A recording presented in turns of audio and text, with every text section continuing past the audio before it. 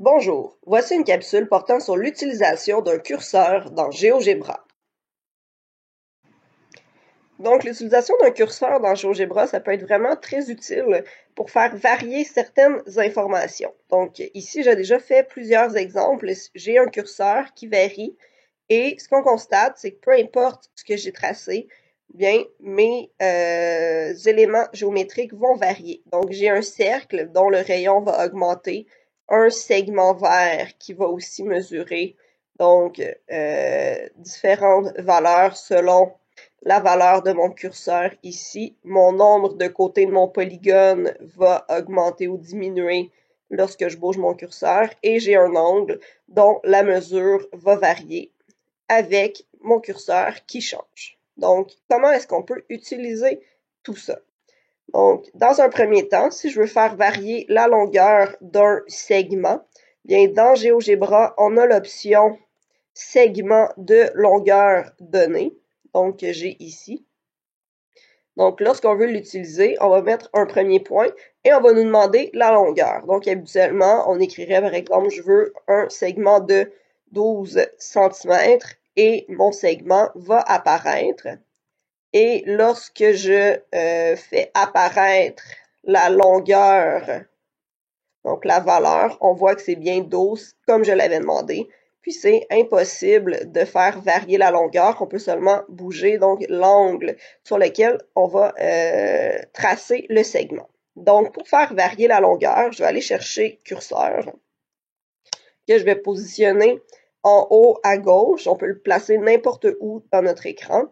Donc, on a plusieurs options. Donc, nous, ce qui va nous intéresser cette année, c'est nombre ou angle. Donc, le nom, on lui donne le nom qu'on désire. Le plus simple, c'est de mettre des lettres minuscules. Dans ce cas-ci, comme je veux la longueur d'un segment, bien sûr, le minimum, c'est 0. On ne peut pas avoir un segment qui a une mesure négative. Et je peux mettre le maximum qui m'intéresse, par exemple 14. Et l'incrément, c'est les bons qu'on va faire. Donc, souvent, on va mettre des bons entiers, mais on peut aussi mettre des bons décimaux. Par exemple, je pourrais mettre 0,5. Dans GeoGebra, n'oublie pas, c'est le point qu'il faut utiliser.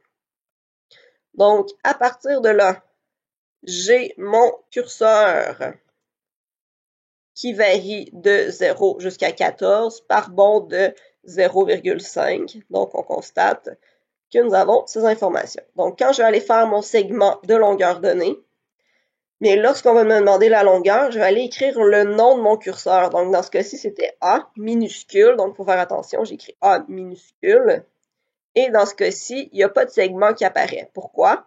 Parce que notre curseur, présentement, sa valeur, c'est 0. Par contre, si j'augmente la valeur de mon curseur, bien, mon segment augmente. Et on va constater, si je clique sur mon segment et que j'affiche sa valeur, qu'on a bel et bien une valeur de 11 cm, qui est exactement la valeur de mon curseur.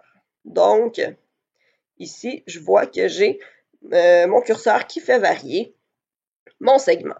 Donc, si on continue et qu'à la place, je veux utiliser le curseur pour faire varier la mesure d'un angle. Donc, dans ce cas-ci, je vais dans un premier temps cacher mon curseur parce que je vais en utiliser un nouveau. Donc, comme je veux tracer un angle, ici, je vais aller choisir la valeur de l'angle. Donc, je peux aller changer le nom. Souvent, dans GeoGebra, on va utiliser les lettres grecques. Donc, on peut les retracer à partir du petit menu au bout. Par contre, pour se faciliter la tâche, on peut prendre n'importe quel nom. Donc, je pourrais écrire, par exemple, angle 1, tout collé. Ici, intervalle entre 0 degré et 360 degrés. Donc, on pourrait mettre la valeur qu'on désire et l'incrément, donc les bonds qu'on va faire. Ici, par bond de 5 degrés. Moi, je vais mettre 1 degré. Donc, j'aurai mon curseur angle 1. Donc, à partir de là, je vais faire un angle de mesure donné. Donc, je vais placer un premier point, mon sommet. Et là, on va me demander la mesure de mon angle. Donc, dans ce cas-ci, mon angle, je vais l'appeler angle 1. Donc, je dois l'écrire exactement comme j'ai nommé mon curseur. Et là, on va dire si on le fait dans le sens horaire ou anti-horaire. Donc là, c'est à vous de décider. Moi, je vais y aller dans le sens anti-horaire. Donc, ce qui me reste à faire, c'est tracer mes deux demi-droites qui vont passer par les points et le sommet. Et si je fais varier donc mon curseur, on constate que l'angle va aussi varier. Donc, jusqu'à arriver à un angle de 360 degrés. Et même chose, je vais jusqu'à mon angle plat. Donc, si jamais on veut changer ici, on se dit, ah non, je veux pas avoir un angle plus grand que 180, donc je double-clique sur mon curseur et je peux venir changer le maximum. Donc, j'appuie sur Enter et je referme mon menu. Et là, on constate que le maximum, ce serait 180 degrés et le minimum, 0 degrés. Et finalement, si je veux utiliser le curseur pour faire varier le nombre de côtés d'un polygone régulier, donc je vais juste cacher les objets qui me dérangent présentement.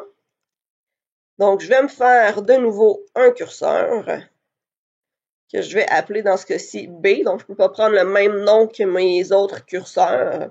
Donc, pour un polygone régulier, le minimum, c'est 3 côtés pour le triangle.